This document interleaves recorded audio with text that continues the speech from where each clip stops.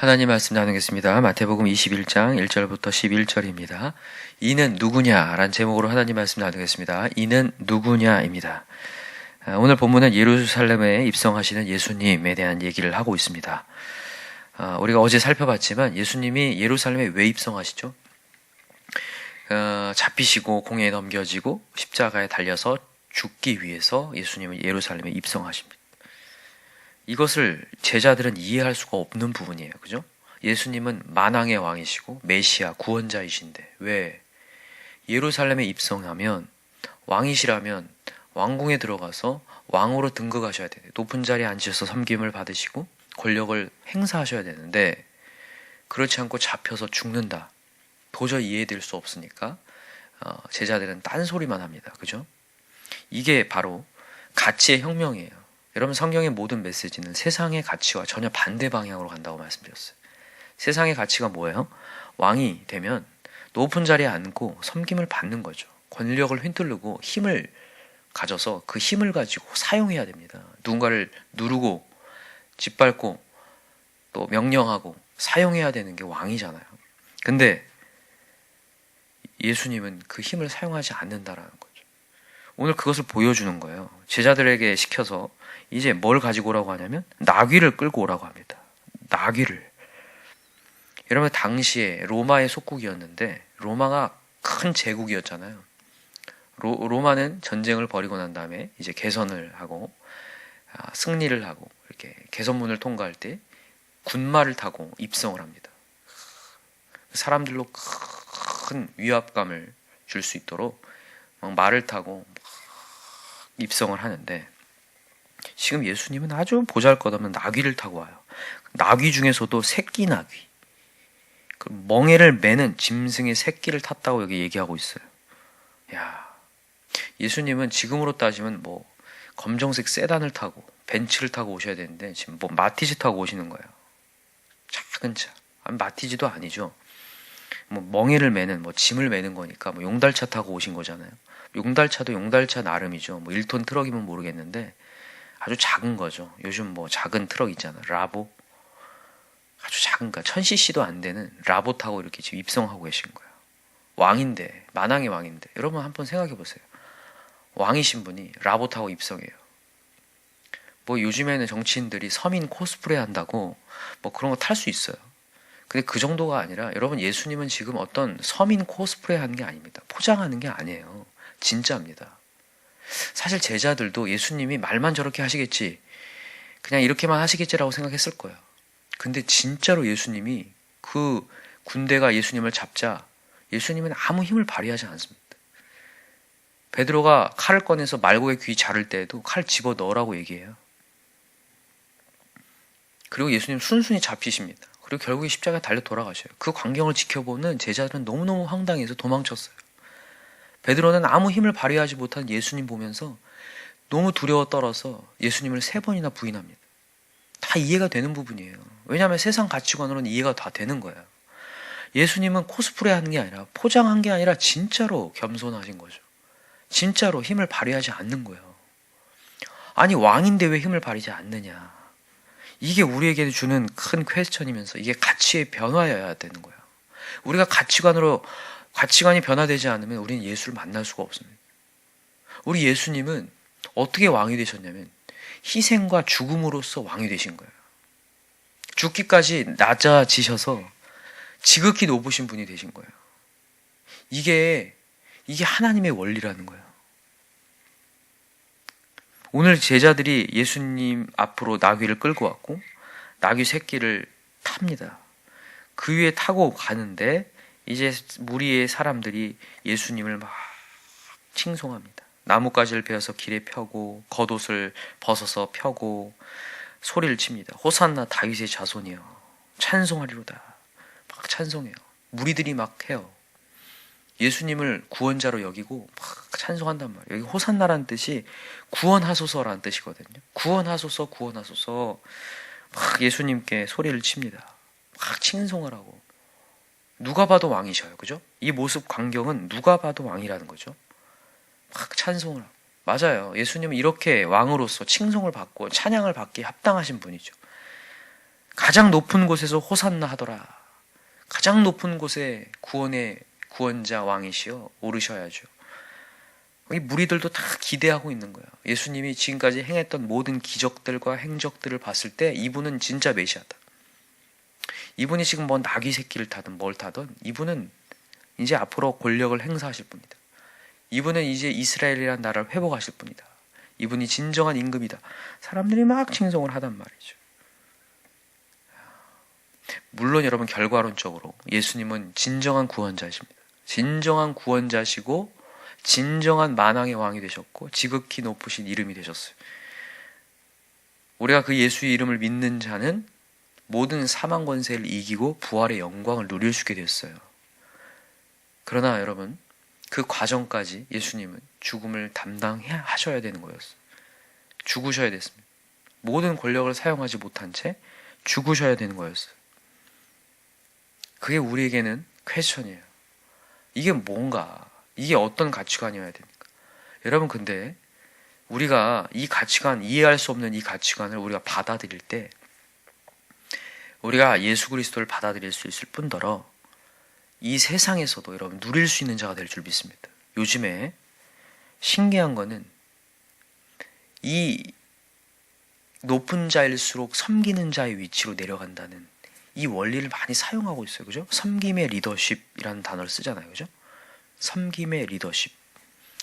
이 예수님이 지금 겸손의 왕으로 오셨는데 사실 겸손이란 단어와 왕이라는 단어가 전혀 맞지 않는 단어거든요. 왕이라고 한다면 군림해야 되는데 겸손하다. 근데 지금은 그게 하도 이제 얘기가 되어져서 겸손과 왕이 뭔가 이렇게 매치가 되는 것처럼 보이지만 이전에는 기독교의 사상이 없을 때는 전혀 매치가 되지 않는 단어예요. 섬김과 리더십 전혀 매치가 안 되는데 이제는 이게 통용화되고 있어요. 서번트 리더십이라고 하죠. 종의 리더십. 섬기는 자가 되는 거. 세상 사람들도 이제 이 원리를 아는 거예요. 아, 하나님이 창조하신 이 세상도 하나님의 원리대로 가면 된다라는 거죠. 여러분과 제가 오늘도 세상과 전혀 다른 가치를 지금 배우지만 우리는 뒤처지는 게 아닙니다. 우리가 앞서가는 거예요. 뭐 앞서간다기보다는 제대로 가는 거죠. 이 세상이 성경의 메시지와 전혀 반대 방향으로 가는 것처럼 여러분 그래요. 어떤 분이 이런 얘기 하시더라고요. 뉴욕에서 굉장히 유명한 회사를 또 들어가서 높은 자리까지 올라가신 분이 참 하나님의 경건의 자리에서 항상 지키는데 그는 하나님의 자리에 있느라고 이 세상에 있는 정보라든지 뭐 미디어라든지 뭐 뉴스라든지 이런 것들을 많이 접하지 못한다는 거예요. 근데 하나님의 말씀에만 집중해도 그들한테 절대 뒤처지지 않는다는 거예요. 그 메시지를 이렇게 간증으로 들었는데 야 이게 확 믿어지더라고요. 여러분 우리 믿읍시다. 여러분 오늘도 이 새벽에 우리가 고리타분한 것 같아 보이는 이 메시지들을 듣지만 여러분 이 메시지가 이 세상을 둘러엎고 정보화할 수 있는 메시지라는 거예요. 오늘도 예수님이 겸손의 왕으로 오셔서 남들한테 짓밟히고 죽는 것처럼 보이지만 아니요. 예수님이 이 원리대로 갔을 때에 나는 죽고 다 사는 역사가 일어난다는 거죠. 하늘의 밀이 떨어져 썩어서 많은 열매를 거두는 놀라운 역사가 일어난다는 거죠. 그래서 여러분과 제가 오늘도 하나님 말씀이 있다는 거 그리고 그 하나님의 말씀의 가치를 알고 있다는 것에 대한 자부심을 느꼈으면 좋겠고요. 혹시라도 내가 뭔가 좀 뒤처지는 거 아닐까? 내가 주님의 자리에 있다고 해서 내가 뭐 하는 것보다 주님의 자리에서 기도하고 말씀 보는 것으로 말미암아 혹시 남들보다 뒤처지지 않을까? 이런 쓸데없는 생각 안 하셨으면 좋겠습니다. 오늘 이 10절에 보니까 사실 오늘 본문의 메시지에 저는 10절하고 11절에 좀 더 집중을 좀 해볼까 해요. 자, 읽어보세요. 10절. 예수께서 예루살렘에 들어가시니 온 성이 소동하여 이르되 이는 누구냐 하거늘 무리가 이르되 갈릴리 나사렛에서 나온 선지자 예수라 하니라. 여러분 예수님이 예루살렘에 입성하니까 막 사람들이 겉옷을 내려놓고 나뭇가지를 펴고 호산나 호산나 구원자 막 찬송을 막 했습니다. 그러니까 거기 있던 사람들이 막 소동했어요. 그리고 뭐라고 얘기하냐면 이는 누구냐. 오늘 말씀 제목이 이는 누구냐라고 얘기하는데 여러분 이 이는 누구냐. 이는 누구냐에 대한 이 질문이 뭘 포함하고 있냐면 근심 어린 눈빛이에요. 이게 근심 어린 질문이에요. 이는 누구냐? 이는 누구이길래 연 소동? 여러분, 이 소동이라는 단어가 어디서 사용되냐면 헤롯 왕이 사용하는 단어였습니다. 헤롯 왕 때에 그 예수님께서 태어나셨다는 소식을 동방 박사들이 알려주니까 여기에 왕이 나셨다는 소식이 있습니다. 동방 박사가 알려주니까 헤롯 왕이 소동을 했어요. 궁궐이 소동이 일어났습니다. 아니, 왕이 태어났다고? 그때 이 소동하고 똑같은 소동이에요. 그때 헤롯이 두려움에 휩싸이죠. 그리고 나서 아기들을 다 죽여버리잖아요. 왕이 태어났다는 그 소식 앞에 지금 예수님이 예루살렘에 입성하니까 소동이 일어나요. 근심 어려요. 왜요? 성전에는, 예루살렘에는 성전이 있거든요. 그 성전을 중심으로 한 대제사장과 지도자들이 거기 살고 있어요. 그리고 지금 이스라엘이라는 나라는 로마의 속국입니다. 로마의 지배를 받고 있어요. 근데 로마가 식민지 지배를 할 때에 어디를 제일 지배할까요? 중앙 부처인 예루살렘을 지배하죠. 수도. 그죠? 그 중앙 부처, 중앙 본부에 로마의 어떤 중앙 부처가 다 있을 거 아니겠습니까? 근데 그곳에, 그 예루살렘에 왕이라고 막 칭송을 받는 예수님이 왔다란 말이죠. 그러니까 이는 누구냐? 근심 어린 눈빛, 그런 질문을 던지고 있는 거예요. 이게 안타까움이죠. 여러분, 예수님이 오셨을 때 우리가 그럴 수 있다는 거예요. 내 지위나 내 터전이나 내가 해야 될 계획들에 대해서 위협을 받을 수 있어요. 이게 사실 위협이 아니라 예수님은 진정한 구원자고 제대로 된 길을 가게 하시려는 분인데 우리가 우리의 것을 내려놓지 못하면 그게 위협이 돼요. 여러분, 그걸 경험하시지 않나요? 여러분들이 너무나 계획이 확고하고 내 틀이 딱 짜여져 있으면 하나님이 나한테 뭘 도전을 하는 순간 하나님의 말씀이 다 부담이고 위협이에요. 스트레스가 된단 말이죠. 지금 이 사람들이 그 상황이에요. 예수님은 구원자셔요. 막 칭송을 받고 호산나, 다윗의 자손 예수여, 정말 막 너무너무 찬양을 해야 될 이런 상황, 너무 기쁘게 찬양해야 될 상황에 자기 것 갖고 있는 사람들은 그럴 수가 없는 거예요. 이거 다 내려놓고 주님을 박수칠 수 없어요. 주님을 칭송할 수 없고 주님께 순종할 수 없어요. 여러분, 그러나 이거를 사자성어로 소탐대실이라고 얘기할 수 있어요. 소탐대실. 소탐대실 무슨 뜻입니까? 작은 거 탐하다가 큰 거 읽는다는 뜻이죠. 여러분, 우리 구원자 예수 그리스도를 잃으면 안 되거든요.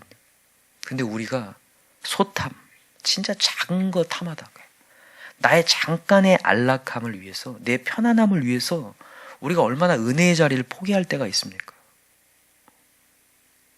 우리가 조금 뭔가 손에 안 보려고 하다가 우리가 분노로 말미암아 얼마나 귀한 은혜들을 쏟아버릴 때가 있어요. 이는 누구냐?